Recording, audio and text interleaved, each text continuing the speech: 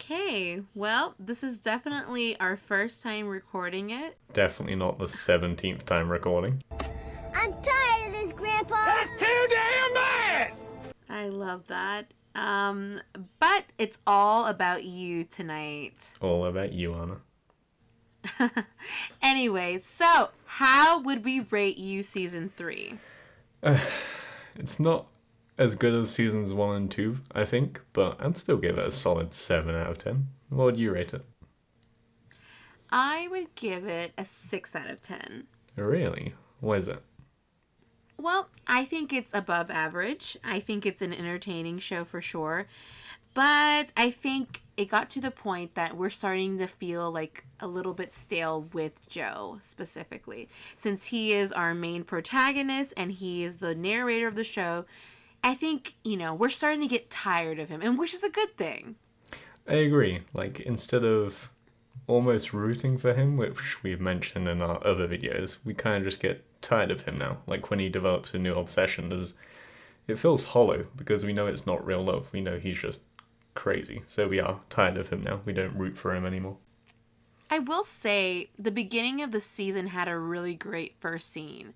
The scene where he has the scissors and he's going to cut the umbilical cord. There's a little bit of an ambiguity of what he's doing exactly. I thought it was a really good start to the season. Yeah, speaking of the first scene, I think you made a good point that what would have happened if Joe had a girl instead of a boy? Right? So Joe originally thought that Love was going to have a girl. Why? Because at the end of season 2, she assures him, it's going to be a girl. And he asks her, like, how do you know? And she's like, I just know. And the disappointment on Joe's face was just so laughable. Penn Badgley just does an excellent job. And I think he would have responded differently if he had a girl. But don't you think, so his main worry was that if he had a boy, it would turn out like him. But don't you think if he Right. had a girl, it would turn out with Love, and the same problem remains? Well, it kind of goes to psychology. So people say that little girls have a better relationship with their fathers. Now, in the circumstances that I know that to be pretty factual. I know you have 2 sisters. Would you say that they get along better with your father or your mother? Definitely my father. Yeah, well, same way for me. So I think, it's just that that dynamic is like the child's first love.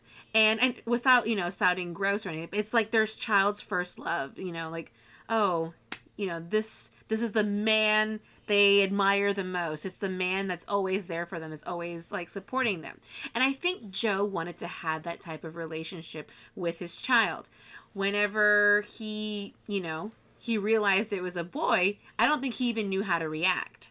It's interesting though, we see him struggling to develop a relationship with Henry, but that's not the case with Parker. Like, he easily maintains, it's probably not a good relationship, like Parker sees Joe murder Beck, but, it's still, he at least tries to guide Parker in the right way, so I wonder why he struggles to develop the same kind of relationship when it's his own son. Maybe because he, definitely knows that Paco's a good kid. And with his son, he has to mold him into something.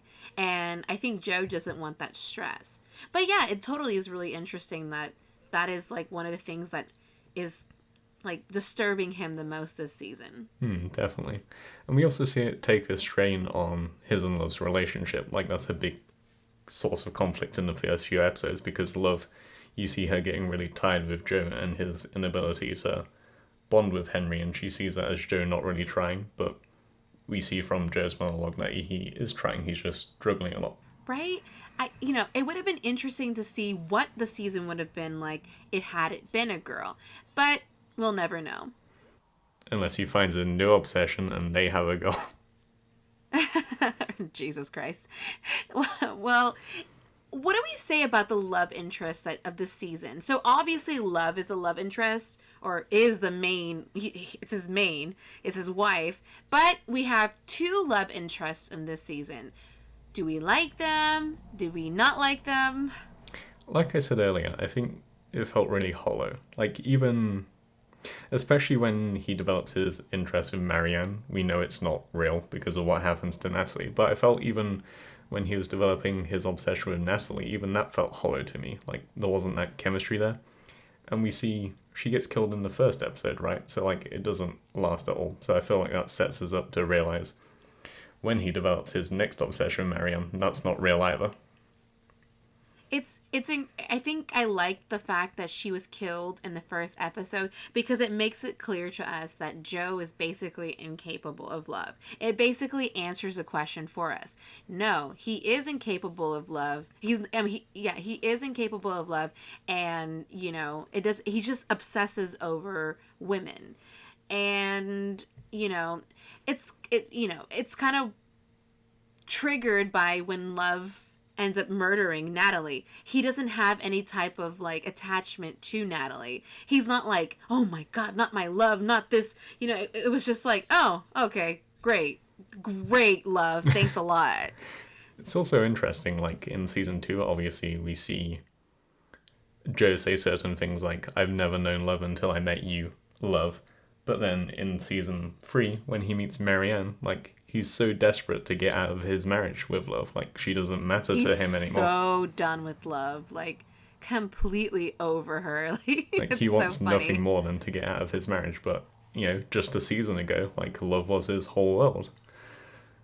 It's so funny. I definitely enjoy Joe's hypocrisy, for sure. I think that's, like, the funniest part of the show. I think that's an important point, his hypocrisy as well, because, how many people has Joe murdered? And then when Love murders someone, he has the audacity to, like, act like he's above that. Like Pikachu face, like complete Pikachu face. Like, what? He's like, how could you? But in saying that, I think this is the season where Joe finally acknowledges that he enjoys murdering people, or that he gets some satisfaction into it. Like, he realizes that Love enjoys it, and I think he finally admits it. He enjoys it, and he's not going to stop. That would have been some extreme marriage counseling if they started murdering people together. I know, but it probably would have brought them together even better. So, who would we say is the MVP of this season? We discussed this a few times in our many other podcasting attempts, but... Oh my. I don't know. I've said before, there isn't really a standout character to me. Like, there's not someone I immediately go to. But the thing I have said is that the characters of Carrie and Sherry, like, to me they were very unlikable at the beginning, but as the season progresses, especially when they're locked in the cage and we see a deeper side to their relationship, they become a lot more likable. So, I don't know if I'd call them my MVPs, but they're like my most improved characters. They're so annoying. Even you like them at the end. Yeah, but they're so annoying throughout most of the season. So, like, 90% of the season, they're so annoying, and then 10%, they made me laugh. Yeah, but they redeem themselves. That's my point. Okay, well, I guess if you're talking about most improved... What about you? Who's your MVP? I would have to say Theo. Really? And, yeah, I liked his, like, relationship with Love. Obviously, like, he had a crush on her, and then he develops feelings for her. And Love, like, develops, like, some type of, feeling for him. And I'm not 100% sure if it's, like, real feelings, or if she just liked the attention from him, and she just cared about him. And, this is gonna sound so weird. Like, it's almost as if, I don't know, almost as if he reminded her of 40. I know it's, like, a weird, like, thing, but, like, he needs to be taken care of. He's always being reckless. And that's what she had with 40. So, like, yeah, maybe she's attracted to him. But I also think that she sees 40 in him. I know, it's kind of weird. No, I think that's a really interesting point, and I haven't thought about it that way before. For me, when we were introduced to Theo, I wasn't sure if I liked him or not, and I struggled with that a lot through the season. I'm like, do I like you, or do I not? But... Well, I also thought it was a really interesting dynamic he had with his stepfather. His stepfather, like, being the main parent in his life. Even at the end, like, the only person that was there at the hospital when he got out was his stepfather. Truth be told, I didn't realize it was his stepfather. I thought it was his real father, and when you told me it was his stepfather, I feel like that makes the ending so much more interesting. Their dynamic. Like, right? Him being his stepfather and being the only one there for him. Like, it shows what a good... Well, James, you need to pay attention. I do pay attention. Great. Most of the time. Well, most of the time. Who do we want to come back next season? So we had two characters come back from last season. Love's mother, and we had a little cameo of 40, his ghost. But who would we want to come back next season? I think it'd be really interesting to see Will come back, the real Will Bethlehem, even though he's not the real one because he stole the identity. But I think there's opportunity there for him to come back and, you know, perhaps cause some problems. Like we were discussing, like how that really happened. Like you mentioned how they could start investigating the murders and maybe put together that Joe was behind it. But then I argued they think Joe's dead, so that would be a dead end. But then if Will came back and explained that, you know, he's probably assumed a new identity or something, then that could be a way that they investigate Joe or causes problems for Joe. I think another person who could cause problems for Joe would be Ellie. I hope, like, she returns and she's pissed, you know, and, like, I think the way that they should do it would be that they finally find Delilah's body. So we know that Love killed Delilah and Candace, but no one ever found out, you know, about their bodies. She's just missing. So if they found the body and then, you know, Ellie's really smart, she starts putting two and two together, she's going to realize that it's all Joe. Joe has something to do with it and then goes after Joe. I think it would be a really fun season to have her come back. Again, the only problem is everyone assumes Joe is dead, so how would Ellie find out that Joe's still alive? Ellie's smarter than we would think, so I don't know. Maybe should be after, but she doesn't know. Wait, does she know that his name is Joe, or does she think that his name is Will? That's right. I don't know. Yeah, No, she thinks he's Will. No, isn't it found out? Because doesn't Delilah find out? Love. But no, she thinks it's Will. Are you sure? Yeah. I am 100% sure. You don't pay attention. I pay attention. Okay, I'll believe you. She thinks his name is Will. So, ooh, even better. Ooh, that season just got, like, super, like, ooh, tea. You should I'm write excited it. for that season. Right? I think we should write into the producers. Okay, so I'm going to catch you off guard because we haven't planned this. What was your favorite scene from season 3 of You? I think where he goes into the woods with Carrie and all the guys. Which No, you stole mine. we could both talk about it then. I feel like that's really funny. Like, Joe is not into it at all at the beginning, but then, like, he realizes it's what he's been missing. Like, he needs that, you know, companionship from other guys, I guess. Like, it's so funny that, you know, he goes from absolutely hating it to loving it.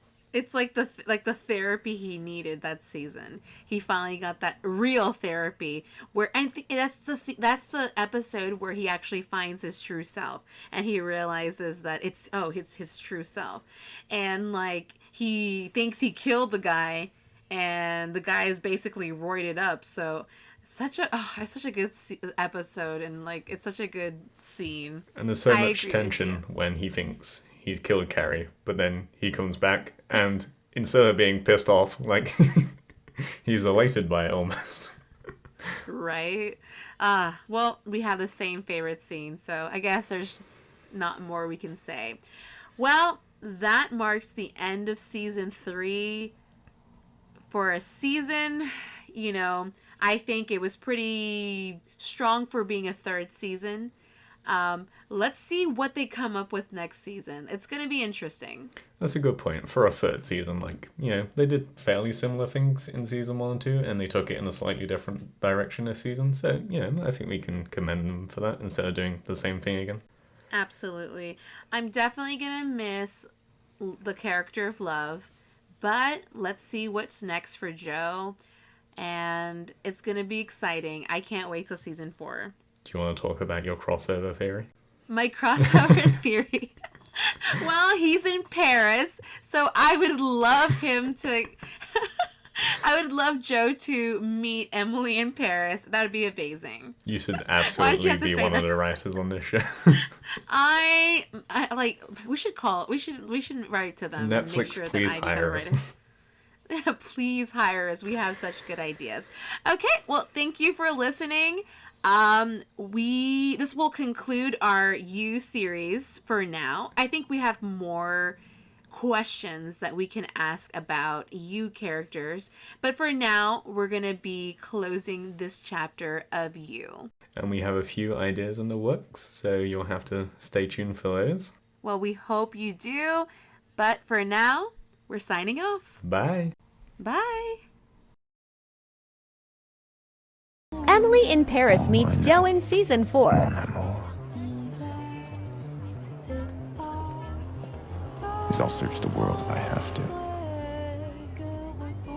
I will find you.